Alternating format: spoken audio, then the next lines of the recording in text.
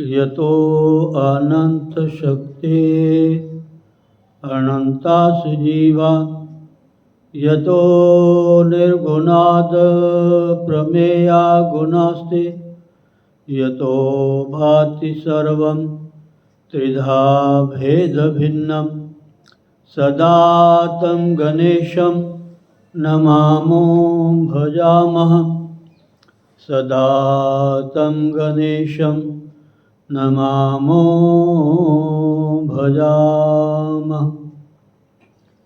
ॐ ब्रह्मानन्दं परमसुखदं केवलं ज्ञानमूर्तिं द्वन्द्वातीतं गगनसदृशं तत्त्वमस्यादिलक्ष्यम् एकं नित्यं विमलमचलं सर्वधी साक्षिभूतं भावातीतं त्रिगुणरहितं श्रीसद्गुरुं तं नमामि श्रीसद्गुरुं तं नमामि श्रीसद्गुरुं तं नमामि।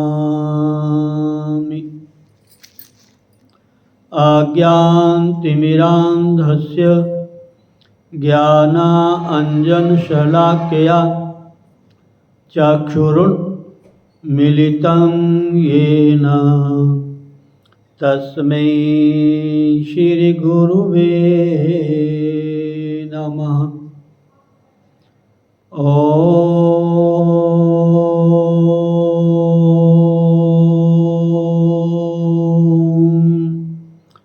श्री हरि गुरु चरण कमले भ्यो नमः।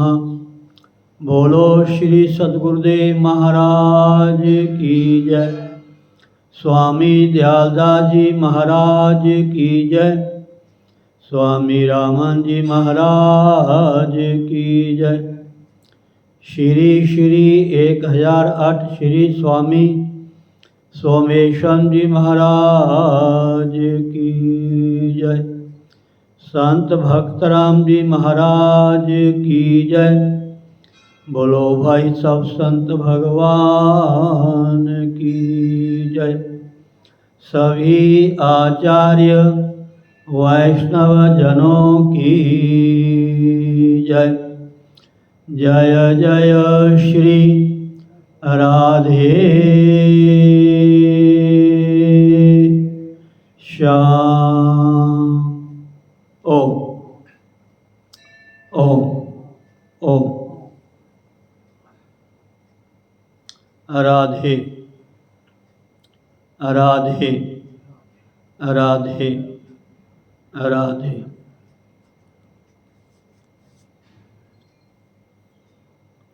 गणपति गिरिपति गोपति गिरिजा गौरी दिनेश ईश पंच मम दास के काटो पंच कलेश।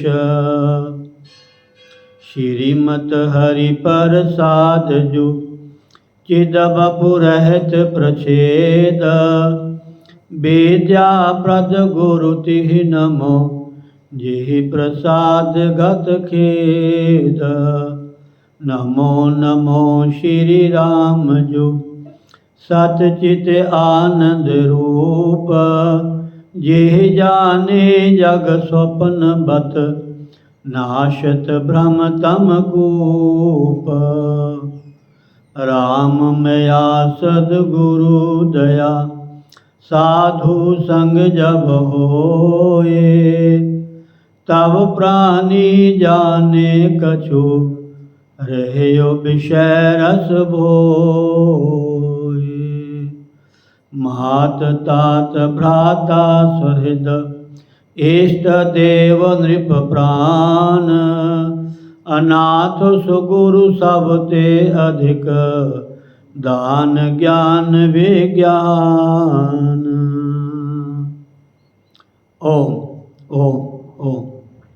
अच्युतम केशवम राम नारायणम, कृष्ण दामोदरम वासुदेवम हरिम, श्रीधरम माधवम गोपिका वल्लभम, श्री जानकी नायकम श्री रामचंद्रम भजे।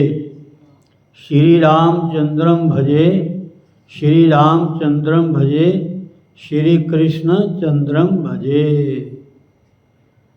श्री कृष्ण गोविंद हरे मुरारे, हे नाथ नारायण वासुदेव।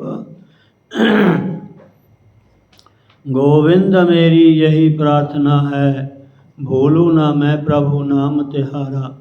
निष्काम होके दिन रात गाऊं, गोविंद दामोदर माधवेति। हे कृष्ण हे जादव हे सखेति, हे कृष्ण हे जादव हे सखेति।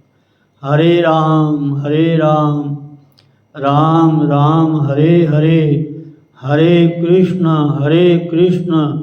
कृष्ण कृष्ण हरे हरे। हरे राम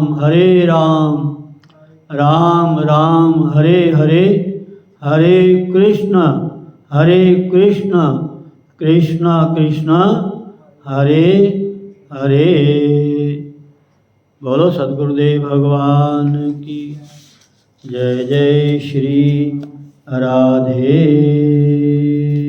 श्याम। ओम ओम ओम। ध्यान मूलम गुरुर्मूर्ति, पूजा मूलम गुरुर्पदम, मंत्र मूलम गुरुर्वाक्य, मोक्ष मूलम गुरु कृपा। श्रीमद्भागवत गीता अध्याय 14, श्लोक 13। आज अमावस्या है और आज सोमवती अमावस्या है। इस अमावस्या में स्नान करना, दान करना, पूजा पाठ करना और विशेषकर गीता जी का पाठ करना बहुत ही ज़्यादा महत्व है।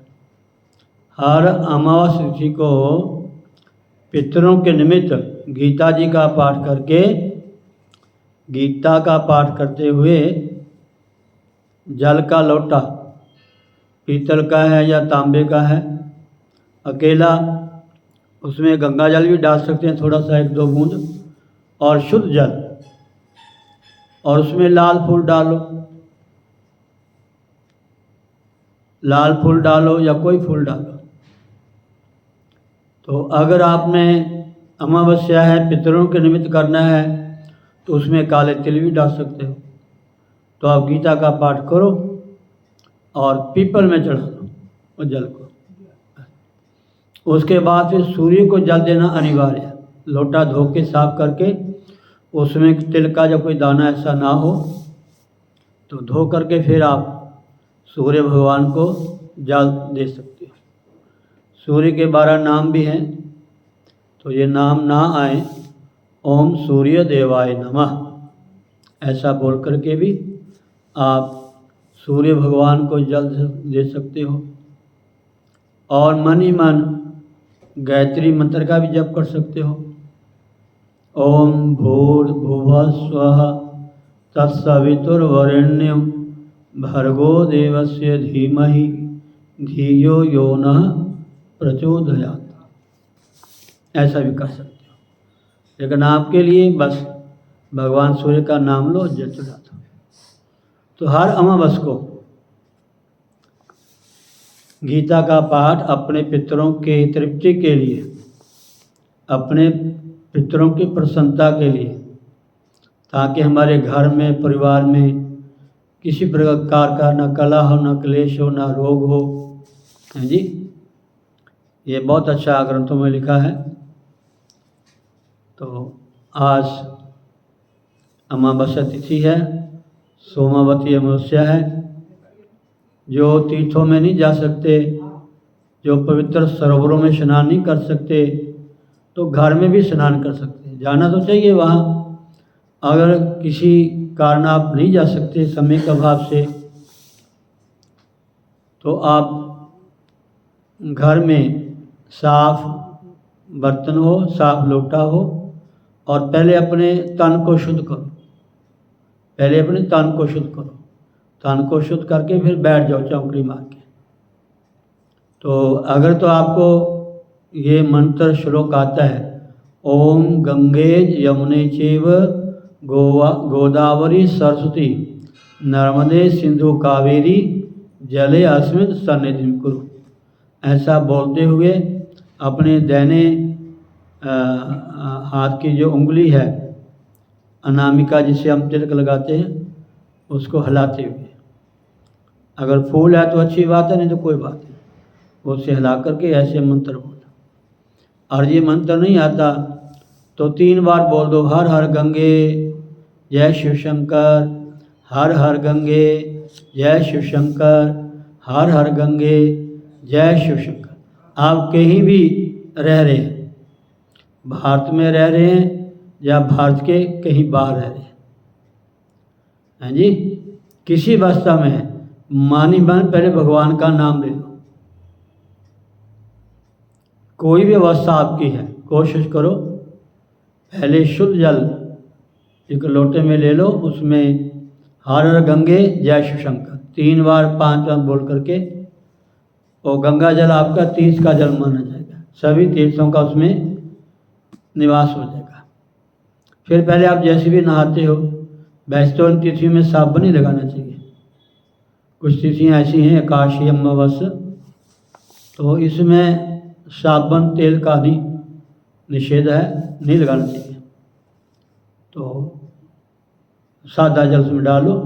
अगर नहाने की व्यवस्था आप गर्म पानी से नहाते हो तो पहले उससे नहा लो, फिर थोड़ा सा जल ना गर्म हो ना ठंडा हो उसमें डालो लोटे में।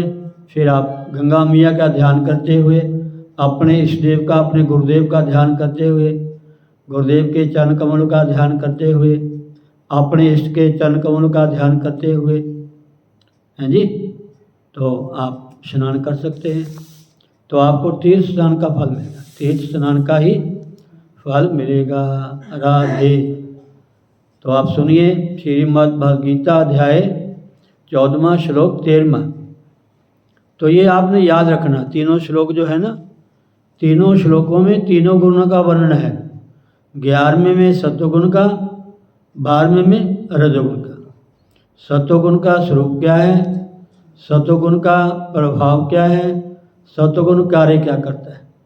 जब सत्वगुण होता है, जो हमारा चित्त है, जो हमारा मन है, जो हमारी विचारधारा है, उसमें चेतनता, प्रकाश होता है, निर्मलता होती है और ज्ञान होता है।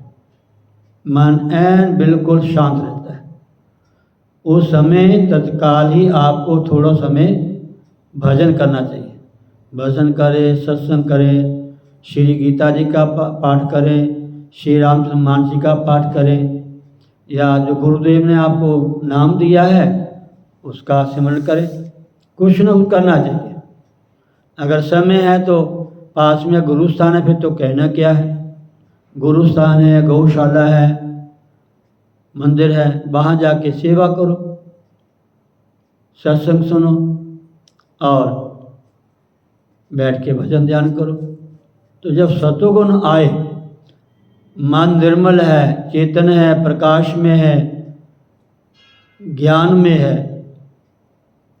तो उस समय हमें तत्काल ही लाभ ले लेना चाहिए।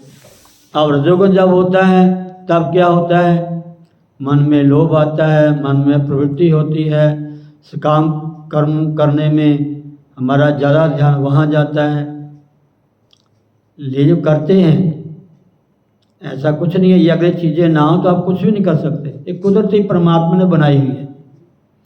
लेकिन इसका परिणाम क्या है ये भी ध्यान रखना चाहिए।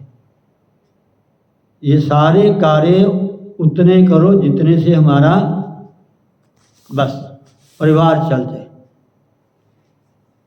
हमारा काम चल जाए, बस जीवन यात्रा उससे चल जाए, उससे ज़्यादा नहीं, मर्यादा से बाहर नहीं। मर्यादा के बाहर तो हर चीज़ अच्छी लगती, समझे नहीं।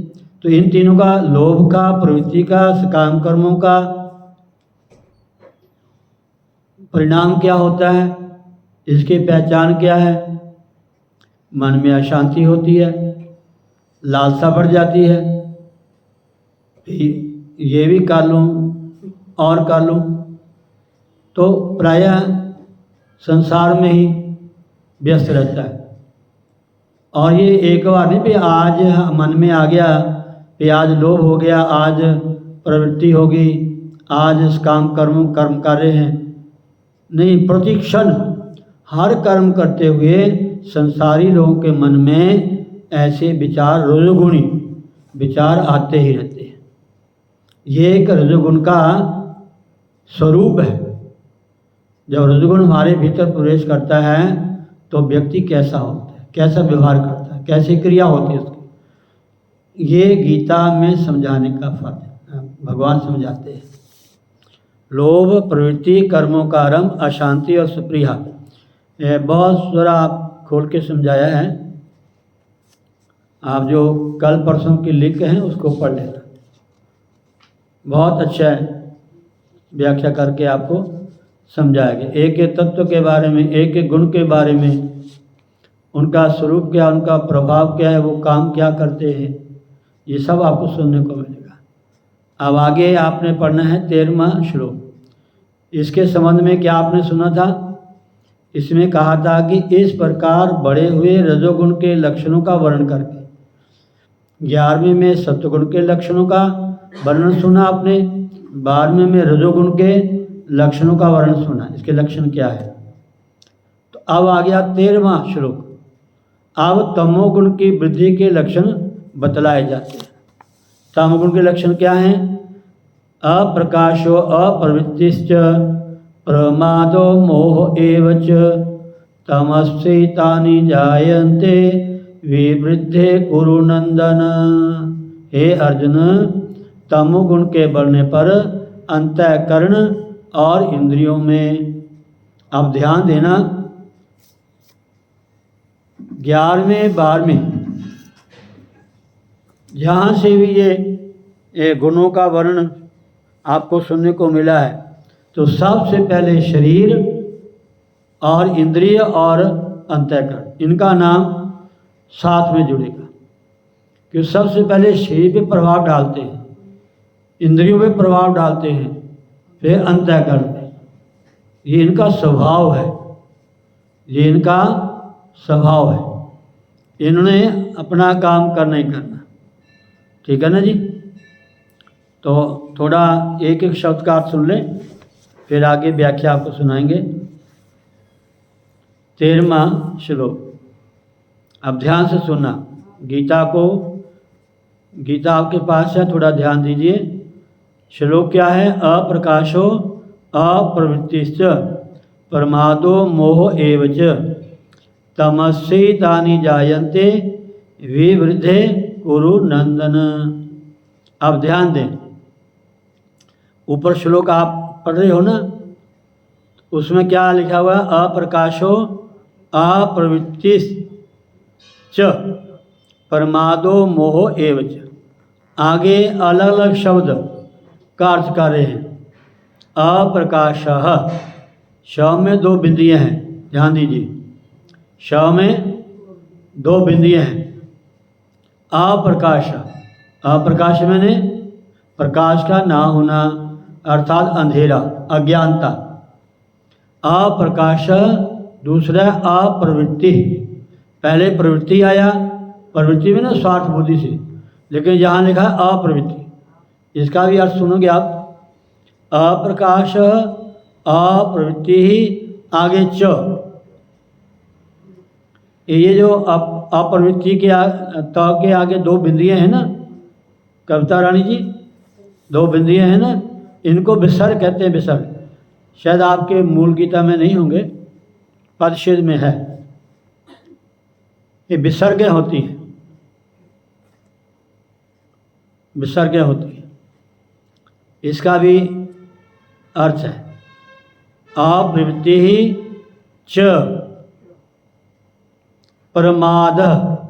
और प्रकाश तो होता ही, अप्रकाश भी होता है, अप्रवृत्ति होती है, और साथ में प्रमाद मोह एवच, ये सारे ही एकदम प्रकट हो जाते हैं, इनका प्रभाव दिखाई देता है।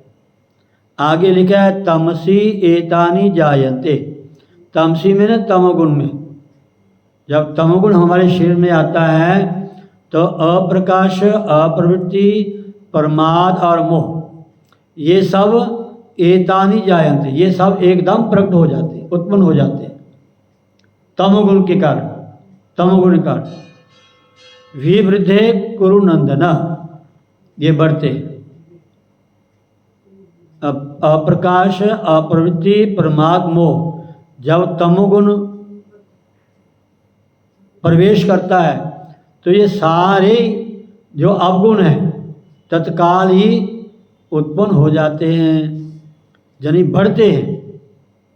अप्रकाश अप्रवृत्ति च प्रमाद मोह एवच तमसी एतानि जायन्ते विवृद्धे कुरुनंदन। कुरुनंदन नाम अर्जुन का है, यहाँ कुरुनंदन आया। अब एक एक शब्द की हिंदी बता रहे हैं, एक वाक्य की। जैसे कुरुनंदन, कुरुनंदन मैंने हे अर्जुन, अर्जुन को संबोधन करके भगवान सुना रहे हैं, हे अर्जुन तमसी। तमसी मैंने तमोगुण के बढ़ने पर, तमोगुण के आने में, तमोगुण की वृद्धि में। तमसी मैंने तमोगुण के बढ़ने पर विवृद्धे अंतःकरण इंद्रियों में। तमोगुण के बढ़ने पर अंतःकरण और इंद्रियों में। जब तमोगुण बढ़ता है तो वो कहाँ पहले अटैक करेगा, कहाँ पता चलेगा? सबसे पहले हमारे शरीर में प्रवेश करेगा, फिर हमारी इंद्रियों में प्रवेश करेगा, फिर हमारे अंतःकरण में। तमोगुण के बढ़ने पर अंतःकरण और इंद्रियों में। अप्रकाश, अप्रकाश प्रकाश का ना होना, चेतनता का ना होना। अप्रवृत्ति ही कर्तव्य कर्मों में अप्रवृत्ति, यहाँ समझने वाली बात है। अप्रवृत्ति का मतलब जो काम करने चाहिए उसको करने में ढील करनी।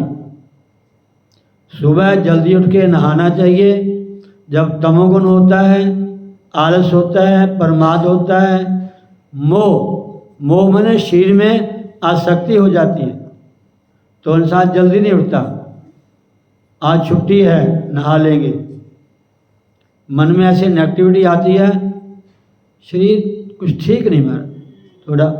जैसे आज मैं थोड़ा, कल दिन का और रात हम 11 बजे आए, 12 साढ़े 12 1 बजे शयन किया, तो सुबह थोड़े 1-2 घंटा लेट तो उठे, लेकिन मन में चाहे कथा जरूर करनी है कि आज सोमवती अमावस्या है, आज गीता की कथा, गीता का श्लोक हमने श्रवण करना। तो ऐसे जब शरीर में थकावट होती है, अस्वस्थ होता है, लेकिन थकावट ना भी हो, अस्वस्थ ना भी हो, तब भी मन में नेगेटिविटी आती है, नहीं जी मैं तो थका हूँ, कई दिन का आराम करना है। लेकिन शास्त्र कहते हैं कि जब उठो तत्काल अपने वॉशरूम में जाओ, स्नान करो। ये नहीं उठते समय चाय पीनी शुरू कर दो, सैर करने चले जाओ, टीवी देखना शुरू कर दो, या और किसी बातें करनी शुरू कर दो। राधे अप्रकाश अप्रवृत्ति, अर्थात कर्तव्य कर्मों में अप्रवृत्ति। जो कर्म करने जरूरी हैं, जिनका कर्तव्य है कि ये कर्म करने हैं, उसमें भी अप्रवृत्ति, उसमें भी मन नहीं लगता। तो चलो ठहर के चल जाएंगे, बाद में चल जाएंगे ना, पता भी ये कर्तव्य कर्म है, इस कर्म किए बिना काम नहीं चलेगा। कई तो लोग बिना नहाए दुकान में चले जाते हैं, बिना नहाए फैक्ट्री में चले जाते हैं, बिना नहाए माता बहना रसोई जहाँ भोजन बनता है, जिसको आप किचन कहते हैं, बिना नहाए वहाँ चले जाते हैं।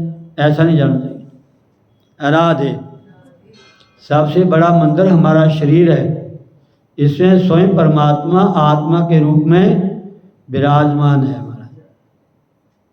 वो हमेशा हमारे साथ रहता है, हमारी हर क्रिया को नोट करता, हर क्रिया को हम कैसे देख रहे हैं। चाहे आंखें मीठी हैं तो मन हमारा कहाँ है, कान खुले हैं, भले हमारे हाथ में माला है, मंदिर में बैठे हैं, लेकिन आपका मन कहाँ कहाँ गड़बड़ कर रहा है, ये अंदर बैठे परमात्मा को सब पता है, सब पता। एक एक बात नोट कर रहा है, एक एक बात। चित्रगुप्त, चित्रगुप्त का मतलब चित्र मैंने फोटो, गुप्त मैंने गुप्त। गुप्त हम सब की फोटो, हम सब की पिक्चर बन रही है। हम अपने जीवन में क्या क्या करते हैं, बच नहीं सकते, उससे बच नहीं सकते हमारा। राधे तो कर्तव्य कर्मों में अप्रवृत्ति, च मैंने और, परमाद मैंने व्यर्थ चेष्टा। परमाद मैंने आलस्य होता है, लेकिन परमाद मैंने लिखा है उन्होंने व्यर्थ चेष्टा। जो काम नहीं करने चाहिए वो काम करने लग पड़ता है। सुबह उठ के पहले स्नान करना चाहिए, शरीर को शुद्ध करना चाहिए। सुबह उठ के पृथ्वी पे पाँव रखने से पहले पृथ्वी माता को प्रणाम करना चाहिए, अपने हाथों का दर्शन करना चाहिए, अपने बड़े बुजुर्गों का, गुरुओं का, ऋषियों मुनियों का मान ही मन ध्यान करना चाहिए। समझा नहीं? ब्रह्मा मुरारी त्रिपुरांतकारी भानु शशि भूमि सुतो बुधश्च गौरोश्च शुक्र शनि राहु केतवः सर्वे ग्रहा शांतिकरा भवन्तु कुर्वन्तु सर्वे मम सुप्रभातम। ऐसा ना ही याद आए तो मन ही मन अपने जो बड़े हैं या अपने जो ऋषि हैं, गुरुजन हैं, उनका मन ही मन ध्यान करना चाहिए। कुल देवता है, कुल देवी है, कुल गुरु हैं, हमारे इष्ट हैं, मन ही मन उनका ध्यान करना चाहिए। तो कहते हैं प्रमाद अर्थात व्यर्थ चेष्टा। एक तो लेट उठते हैं, एक नहाते नहीं हैं, एक बिना नहाए चाय पीना शुरू कर देते हैं, बिना नहाए खेलना चले जाते हैं, बिना नहाए अखबार पढ़ना शुरू कर देते हैं। बस फालतू व्यर्थ चेष्टा। भेजा तब उठ गए हो, नहा सीधे बाथरूम में जाओ, पहले स्नान करो, उसके बाद जो मर्जी काम करो। आपने खेलने जाना है, सैर करने जाना है, आपने कोई भी दुकान में जाना है, फैक्ट्री में जाना है, रसोई में भोजन बनाना है, तो बिना नहाए नहीं जाना चाहिए। ये दुकान फैक्ट्री हमारा कुछ छोटी बात नहीं है। जो रोज़गार आपको मिला है, जो रोज़गार मिला है आपको, बहुत सारे लोग तो आजकल हमारे इतने आलसी हो गए हैं, इतने आलसी हो गए हमारे, दुकान भी नौकर जाके खोलते हैं, ऑफिस भी नौकर झाड़ू लगाते हैं, फैक्ट्री में पहले नौकर जाते हैं, मालिक तो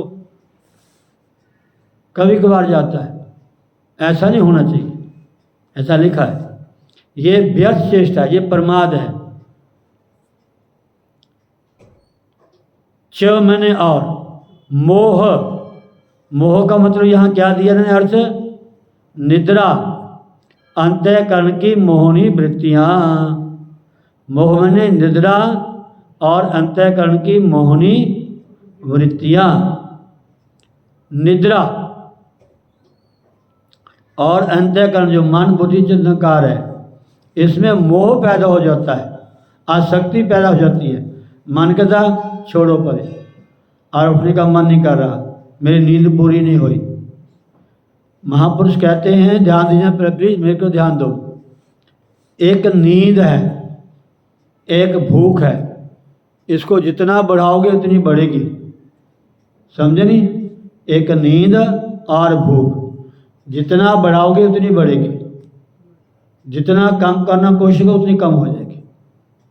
उतना खाओ जितना बच जाए, कम खाओ। नीति कहती है कम खाओ, आगे क्या लिखा? गम खाओ। गम का मतलब कोई भी हमारे जीवन में, हमारे परिवार में, हमारे व्यवहार में कोई ऐसी परिस्थिति आ जाए, उसको सहन करना सीखो, उसको सहन करना सीखो। कम खाओ, गम खाओ, समझे नहीं? इसे वैदिक भाषा में कहते हैं ऋत भुक मित भुक, ऋत भुक मित भुक, समझे नहीं? तो ये मोह, निद्रा आदि अंतःकरण की मोहनी वृत्तियाँ, ये सब ही जायन्ते उत्पन्न हो जाते हैं। क्यों होते हैं, कब होते हैं? जब रजोगुण अपने शरीर में प्रवेश करता है। रजोगुण प्रवेश करता है तो ये अप्रकाश, अप्रवृत्ति, प्रमाद और मोह, ये सारे ही पैदा हो जाते हैं और बढ़ जाते हैं, बढ़ना शुरू हो जाते हैं। ये आपने हिंदी में पढ़ लिया। आप थोड़ा सा 2-4 मिनट के लिए, हे अर्जुन, तमोगुण के बढ़ने पर अंतःकरण और इंद्रियों में अप्रकाश, कर्तव्य कर्मों में अप्रवृत्ति और प्रमाद अर्थात व्यर्थ चेष्टा आदि, व्यर्थ चेष्टा और निद्रा आदि अंतःकरण की मोहनी वृत्तियाँ, ये सब ही उत्पन्न होते हैं। अब उन्होंने प्रश्न किया कि अप्रकाश, अप्रवृत्ति, प्रमाद और मोह, इन सब का पृथक पृथक स्वरूप क्या है? या अप्रकाश क्या है, अप्रवृत्ति क्या है, प्रमाद क्या है, मोह क्या है? प्रश्नकर्ता ने प्रश्न किया कि महाराज इन चारों का अलग अलग ये स्वरूप क्या है? इन चारों का, चारों कौन से? अप्रवृत्ति, अप्रकाश, प्रमाद और मोह, इनका स्वरूप क्या? हम पता कह चलेगी कि अप्रवृत्ति क्या है, अप्रकाश क्या है, प्रमाद क्या है, मोह क्या है। जैसे आपने 12वें श्लोक में पढ़ा ना, लोभ प्रवृत्ति कर्मों का आरंभ। लोभ क्या है, प्रवृत्ति क्या है, कर्मों का आरंभ क्या है, उसके बाद आलस्य सुप्रिया क्या है। तो ये आप सुन सके हो। पिछले लिंक में जो कल परसों का लिंक है उसको आप सुन सकते हो आराम से, बहुत सुंदर ढंग से आपको सुनने को मिला होगा। और इसी तरह 13वें श्लोक में कहते हैं अप्रकाश, अप्रवृत्ति, प्रमाद और मोह, इन सब का पृथक पृथक अर्थात अलग अलग इनका स्वरूप क्या है? तथा तमोगुण की वृद्धि के समय इनका उत्पन्न होना क्या है? ये कैसे उत्पन्न होते हैं? ये आपको सुनने को मिलेगा। 1-2 मिनट सुन लो, उसके बाद कल को फिर आपको विस्तार से समझाएंगे। थोड़ा उत्तर सुन लें। उत्तर, इंद्रिय और अंतःकरण की दीप्ति का नाम प्रकाश है। इंद्रिय और अंतःकरण, इंद्रिय मैंने हमारी जो कर्म इंद्रिय हैं और ज्ञान इंद्रिय हैं, जिससे कर्म करते हैं, जिससे हमें वस्तु का ज्ञान होता है। एक कर्म इंद्रिय, एक ज्ञान इंद्रिय। कर्म इंद्रिय से हम कर्म करते हैं और ज्ञान इंद्रिय से हमें विषयों का ज्ञान होता है। सर्दी है, गर्मी है, खट्टा है, मीठा है, सुगंध है, दुर्गंध है, अच्छा है, बुरा है, ये सब इंद्रियों, इंद्रियों और अंतःकरण की दीप्ति का नाम प्रकाश है। इनमें प्रकाश हो जाना, इनमें ऐसा कह, दीप्ति शब्द होता है चमक, यानी तेजस, तेजस जो साधक होते हैं योगी लोग, उनके शरीर के दर्शन करेंगे आप महाराज। एक अंग में प्रकाश, जिसको कहते हैं ऊर्जा दिखाई देती है, ऊर्जा, ऑरा। उनको देखने से, उनको मिलने से, उनकी बात सुनने से तत्काल हमारे मन को शांति होती है, तत्काल हमारी इंद्रियों में प्रकाश में चेतनता आती है एकदम। ये लक्षण इंद्रिय और अंतःकरण की दीप्ति का नाम प्रकाश है, प्रकाश का मतलब। और आगे लिखा है उसके विरुद्ध इंद्रिय और अंतःकरण में, पहले क्या कहा, इंद्रिय और अंतःकरण में दीप्ति का होना ही प्रकाश है। आगे कहते हैं अंतःकरण में दीप्ति के अभाव का नाम अप्रकाश है। इससे सत्व गुण के अन्य भावों का भी अभाव समझ लेना चाहिए। 12वें श्लोक में कहे हुए रजोगुण के कार्य प्रवृत्ति के विरोधी भाव का अर्थात किसी भी कर्तव्य कर्म के आरंभ करने की इच्छा के अभाव का नाम अप्रवृत्ति है। इससे रजोगुण के अन्य कर्मों का भी अभाव समझ लेना चाहिए। आगे आया शास्त्र विहित, जिसको शास्त्र कहता है ये काम करना, ये नहीं करना, शास्त्र विहित और शास्त्र निषिद्ध। शास्त्र विहित का मतलब जिसको शास्त्र कहते हैं कि ये कर्म करने चाहिए। शास्त्र विहित कर्मों की अवहेलना, शास्त्र कहते हैं कि सुबह उठ करके नहाना चाहिए।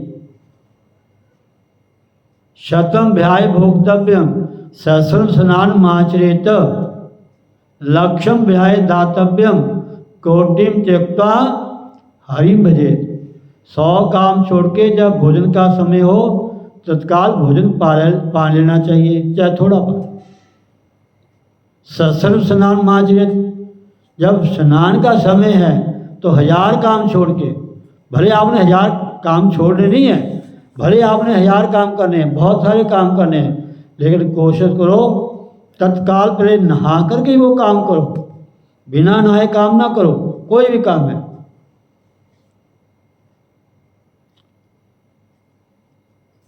बिना नहाए तो कहते हैं उस समय मनुष्य के इंद्रिय और अंतःकरण में, हाँ ये कह रहे हैं, इससे रजोगुण के अन्य कार्यों का भी अभाव समझ लेना चाहिए। शास्त्र विहित कर्मों की अवहेलना का और व्यर्थ चेष्टा का नाम प्रमाद है। शास्त्र विहित कर्मों की अवहेलना, जो शास्त्र कहता है सवेरे उठ के पहले नहाना चाहिए, तब भंडार में जाओ, रसोई में, तब मंदिर में जाओ, तब कुछ है, घर का है, दुकान का है, ऑफिस का है, फैक्ट्री का काम है, कहीं भी जाना बिना नहाए नहीं जाना, हर कार्य में। यही बात नोट कर लो। आस पड़ोस में कोई ऐसा कार्य हो गया, ऐसी घटना होगी, मानो किसकी डेथ होगी, बिना नहाए उठ के चल गए, बाद में नहाना तो है ही है। जब उसमें हम जाते हैं संस्कार में तो प्राय नहा के आते हैं, नहाना तो है ही, अब क्यों नहाना, नहा के जाना चाहिए। जो बिना नहाए जाते हैं उनका क्या परिणाम होता है, ऐसे हमारे शास्त्रों में लिखा है। वहाँ भी बिना नहाए नहीं जाना चाहिए, बिना नहाए नहीं जाना चाहिए, नहा के जाना चाहिए। चाहे तनिक पानी ऊपर में गिरा लो, नहा करके शुद्ध होके जाओ। शास्त्र विहित कर्मों की अवहेलना का और व्यर्थ चेष्टा का नाम प्रमाद है। विवेक शक्ति की विरोधनी मोहनी वृत्ति का और निद्रा का नाम मोह है। विवेक शक्ति की विरोधनी मोहनी वृत्ति का और निद्रा का नाम मोह है। इस सब का जो व्याख्यान है, चर्चा हम कल विस्तार से करेंगे। कल कर लेंगे, कल करेंगे। उसके बाद 2-3 दिन की छुट्टी हो सकती है, कहीं जाना है, तो कल ये आपको संक्षेप में थोड़ा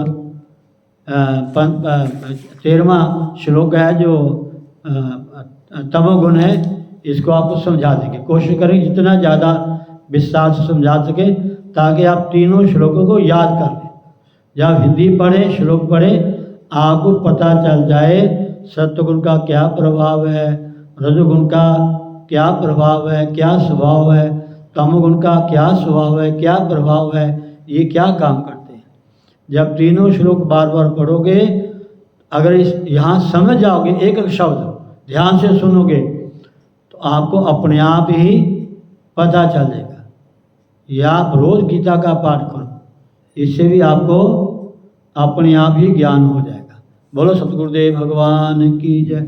श्री कृष्ण गोविंद हरे मुरारे, हे नाथ नारायण वासुदेव, गोविंद मेरी यही प्रार्थना है।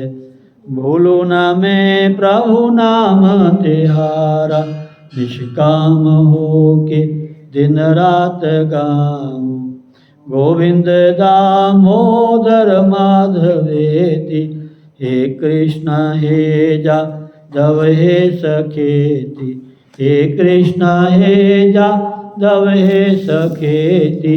हरे राम राम राम हरे हरे, हरे कृष्ण कृष्ण कृष्ण हरे हरे, हरे राम राम राम हरे हरे, हरे कृष्ण कृष्ण कृष्ण हरे हरे। बोलो सतगुरुदेव भगवान की जय। सर्वे भवन्तु सुखिनः, सर्वे सन्तु निरामया, सर्वे भद्राणि पश्यन्तु मा कश्चित् दुःखभाग् भवेत्। ओम पूर्णमदः पूर्णमिदं पूर्णात् पूर्णमुदच्यते, पूर्णस्य पूर्णमादाय पूर्णमेवावशिष्यते। ओम शांति शांति शांति। ओम चिट्टे पे करो, आगे आगे और आगे और नीचे और आगे आगे ऊपर ओके ओके कर दो। अब बाइट करो ऐसे।